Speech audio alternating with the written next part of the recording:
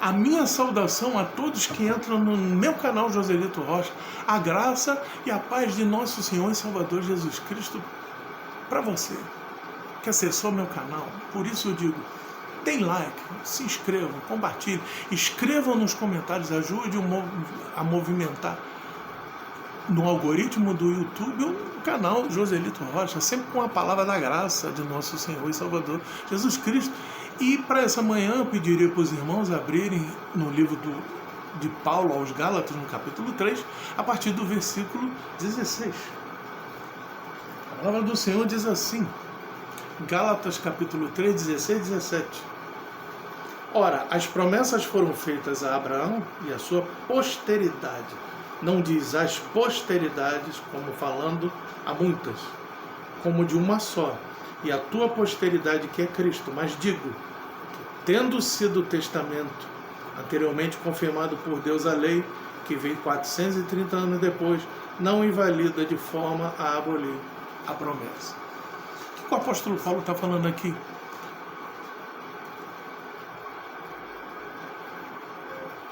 Abraão teve vários filhos. Teve filho com a serva de sua esposa Agar, Ismael, e teve filhos com Quetera.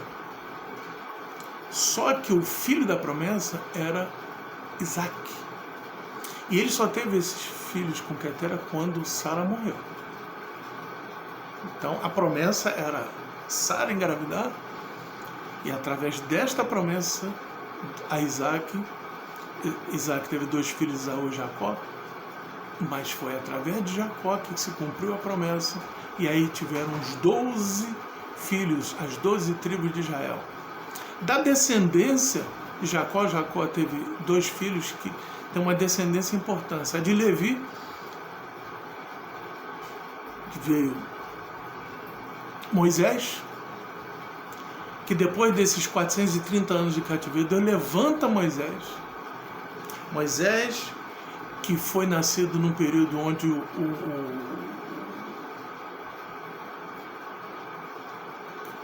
faraó determinou que todas as crianças homens deveriam morrer, mas quando Moisés nasceu, as parteiras tiveram temor a Deus.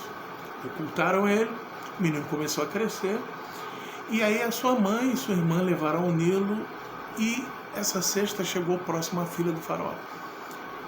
E ela deu o nome ali de Moisés, que é um nome egípcio que diz salvo das águas. Essa história é tão bonita, quando Moisés, já sabendo da sua descendência e não se envergonhou dela, viu um egípcio maltratando um de seus irmãos, ele matou o egípcio. Depois ele viu 2 de seus irmãos brigando e tentou apartá-los. Ele diz, quem colocou você como legislador sobre nós? Ele se apartou para o deserto, foi lá para as terras de Midian, um dos filhos de Quetera com Abraão. Da descendência dele veio Jetro, que era o sheik de Midian, pai de Zífora, a primeira esposa de Moisés. E ali ele teve a sua vida, permaneceu 40 anos, até que o Senhor o chama no Monte Sinai e diz, você vai libertar o meu povo. Por que eu estou falando sobre isso? Esta lei colocada a Moisés não abole a promessa feita para nós. Porque Deus pediu o sacrifício do filho de Abraão, aquele filho Isaac, que é o filho da sua velhice, filho da velhice de Sara. Pediu o sacrifício para quê? Para ver a fidelidade de Abraão. E Abraão prepara tudo, prepara o altar, tudo, e a imolar o menino, com o cutelo se aproximou, o anjo segurou a mão dele e Deus disse para ele, Abraão, eu sei que tu és fiel. Então, por causa de ti serão benditas todas as nações da terra. Então, quem é a posteridade? Você vê que não são posteridade, porque Abraão teve vários filhos. É a posteridade em Isaac, em Jacó, é na descendência de Jacó que chega até quem? Até Cristo. E por causa disso, meu irmão e minha irmã, eu e você somos herdeiros de Abraão em Jesus Cristo. Então você vê que lá na antiguidade, no tempo do patriarca Abraão, ele diz, por causa de ti serão benditas todas as nações da terra. Estava falando da nossa salvação e vida eterna. Então essa palavra é para nós.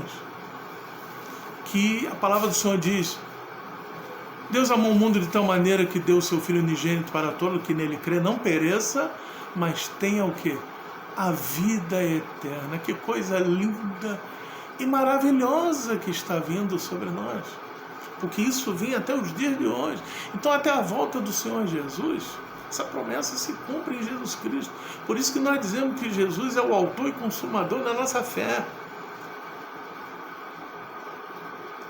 Essa palavra aqui, meus irmãos, se a gente for olhar no mesmo capítulo 3, que diz assim no verso 10, né? Todo, pois, aqueles que são das obras da lei estão debaixo de maldição, que está escrito: maldito todo aquele que não permanece em todas as coisas que estão escritas no livro da lei para fazer. Existem outros irmãos de outras denominações que às vezes estão debaixo de rigidez. Não pode comer isso, não pode assistir aquilo, não pode ouvir aquilo, não pode fazer aquilo, tem que vestir tal roupa. A questão da polêmica do usos e costumes, mas pastor José, o senhor vai concordar que a pessoa vá de qualquer roupa para a igreja? Não, eu na minha denominação, eu estou lá há 7 anos, nunca fui me obrigado a pregar de terno e gravata. Eu acho bonito, eu já preguei em várias igrejas de terno e gravata, até mesmo porque sabia que era uma exigência e por uma questão de sabedoria eu o fiz. Mas se eu preguei aqui nesses 7 anos aqui, no muito, umas 2 vezes no máximo, na igreja anterior onde eu fui ordenado no dia da minha ordenação, e algumas cerimônias, entendeu, que havia uma certa formalidade, entendeu, mas a questão é isso. Então às vezes o modo de vestir, é claro, com uma pessoa cheia do Espírito Santo, não vai de bermuda para a igreja, não vou pregar de camiseta, a pessoa, uma mulher não vai de mini saia, não vai com uma roupa decotada. Nós achamos que pela graça de Deus, uma pessoa que é trabalhada na santidade do Espírito, que a palavra do Senhor diz, eleito segundo a presciência de Deus Pai, né? Na expressão do Espírito para a santificação, como diz lá em 1 Pedro capítulo 1, nós entendemos isso. Agora, nós não podemos usar desta liberdade para dar ocasião à carne. A palavra do Senhor é muito clara quando diz assim, ó. Vou ver aqui para o capítulo 5 de Gálatas. Né? No verso 1 diz assim: estáis, pois, firme na liberdade com que Cristo nos libertou, não vos tornei a meter debaixo do jugo da servidão, a servidão da lei. Porque a carne é contra o Espírito e o Espírito é contra a carne. Ele fala, não usei da liberdade para dar ocasião à carne. Nenhuma carne é justificada. Por verso 11 aqui, ó. É evidente que pela lei ninguém será justificado diante de Deus, porque o justo viverá pela fé. Abraão é chamado pai da fé por isso, meus irmãos. É chamado pai da fé. Que foi por fé que ele saiu de Ur dos Caldeus, sai da tua terra, da tua parentela, que eu te mostrarei a terra que emana leite e mel. Se olharmos por toda a narração da vida de Abraão, você vê que ele foi pai da fé mesmo. Isaac também foi a mesma coisa, Jacó também foi a mesma coisa, seus descendentes. Da descendência de Levi, um dos filhos de Jacó, veio Moisés, veio Arão, veio Míriam, né? Então são sacerdotes segundo a ordem de Arão. Das descendências de um outro filho de Jacó, que foi Judá, veio o nosso rei Davi. Veio o nosso Senhor Jesus Cristo, porque ele é descendente de Davi, ele é descendente de Abraão, por Judá. Daí o termo judeus, Judeia. Né?